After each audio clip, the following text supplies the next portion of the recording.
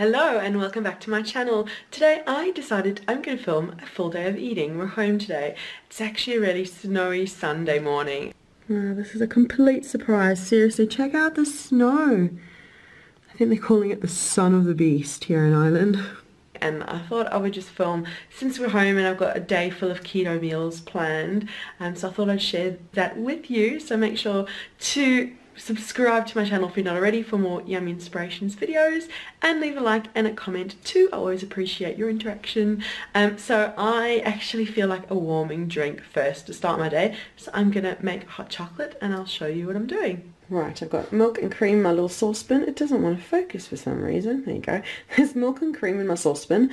I'm going to use a few rows of my 85% chocolate, and my kids have gotten in on my morning hot chocolate action, so now I make 4. I tend to make about 3 cups worth, and then the boys have half a cup each. So my mug, my 7-year-old's mug, my husband's mug, and my 9-year-old's mug. So we each have some hot chocolate. I'm going to get on and make it. I've got the recipe on my blog for this. I'll leave a link to that down below for you if you want to make this yummy hot chocolate too. While my hot chocolate's getting cooking, I thought I'd start seeing to my breakfast veggies. I'm going to have asparagus and fried eggs, so I've given these a wash, and I feel like chopping them into little bite-sized pieces today and making a bit of a fry-up with my fried eggs. Wow, it's like magic.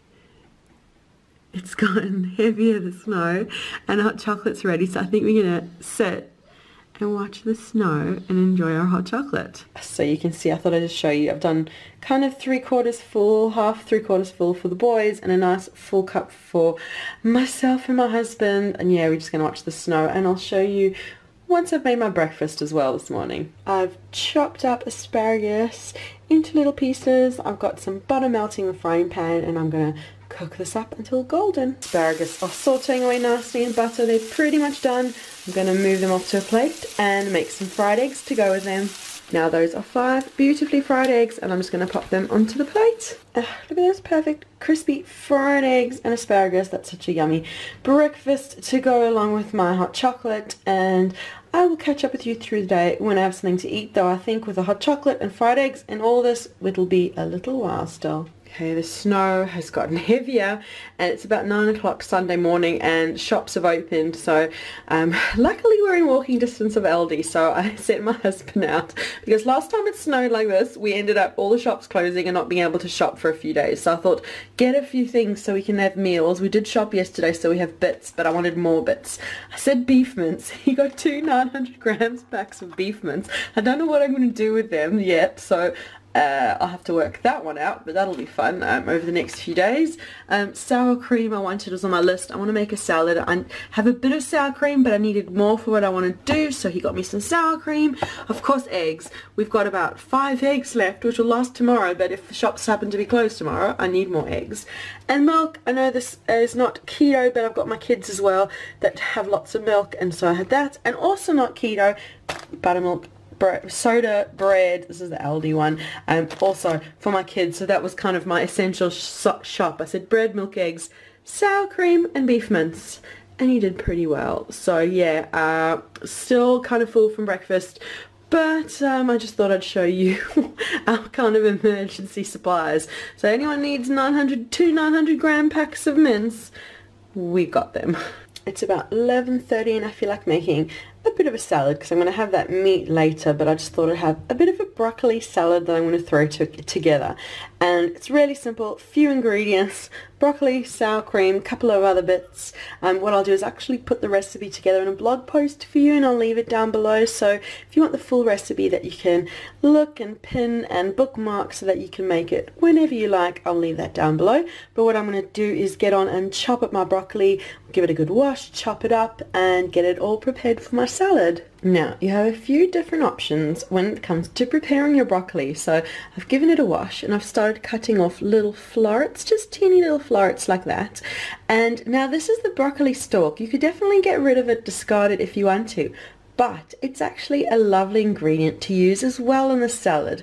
And you've got a couple of options. You can either chop it into little pieces, little discs like that, and then chop it really fine, or you could pop it over a grater and grate it. So you've got this grated broccoli stalk, which doesn't sound too marvelous, but it's actually really, really nice. And I'm going to kind of do a mix because I like loads of different textures in my salad. So I'm going to chop some like that, like you've seen, and chop that fine, and then grate a little bit more into my salad bowl.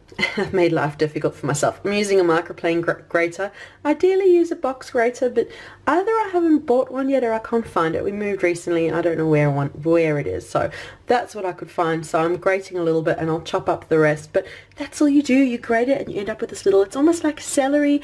I'm not going to use any onion or garlic in, but feel free to chop up onion, garlic, spring onion, anything that you like to add more flavor. But I'm going to get to my flavoring in a bit, so I'm going to go on and prep my broccoli in all different ways. But as I said, I'll leave my link down below to the blog post so you can choose which option, choose your own adventure, and decide how you want to enjoy this broccoli salad. And I'll catch up with you once I'm ready to add more ingredients to my broccoli. Okay, you can see my broccoli 3 ways. One broccoli chopped up into florets, and we've got little the stem chopped up into pieces there and grated over there. So 3 different textures in one salad. And now for creaminess, you can add sour cream, mayo, even maybe a bit of natural yogurt. Add as much as you like. How creamy do you want it? Start with a 1/2 cup and go there, and that's just what I'm going to do. Okay, now to bring all the salad together, I've got a little wedge of lemon there. I'm going to use about a tablespoon of lemon. I've got a 1/2 cup of sour cream, and I've got some salt, and I'm going to mix all that through. And there's a good chance I'll add more sour cream, but it's really up to you. I always err on the side of caution. Start with less, mix it through, and if I feel it needs more, add more to taste. And then after that, I've got one more ingredient I want to add, and that is cheese. I added a 1/2 cup of cheese. Totally don't have to do that. You can add nuts, you can add, there's so many different variations. As I said, I'll leave a link, blog post, loads of ideas down below. So I'm going to give that a good mix through and show you what my completed salad looks like. Oh, look at that. It tastes so good. I had a little sneaky taste before. All the flavors work together so well. It definitely could also do with an hour or so in the fridge to let all those flavors marry up together. But yeah, it's such a good salad. I think it could do with a smidge more creaminess, but it's up to you. I'm just going to see how it goes. So that is my kind of lunch salad, broccoli salad, so good. So check down below for that recipe. I'm going to tuck it into this in a little bit. I'm going to give it a little 1/2 hour in the fridge. I'm hungry, but I just want 1/2 hour in the fridge for all those flavors to come together. And then I'm going to have this, and I will catch up with you later on when I do something with that beef mince that I got earlier. Getting to the next meal of the day time, I do intermittent fasting, and I finish eating at about 4 p.m. So my husband does it as well, and I tend to give the kids a big meal, and then they'll have a bit of fruit and yogurt maybe later on in the day if they get hungry. But that's the kids. This is all about me. So I've got my beef mince here, and I'm going to have a bit of a, make up a bit of a spaghetti bolognese for the kids, and I'll just have mine with meat and the sauce and a whole lot of cheese pretty much. I think I've done this in a full day of eating video in the past, so I'm just going to get on and brown off my meat and then add the sauce when it's ready.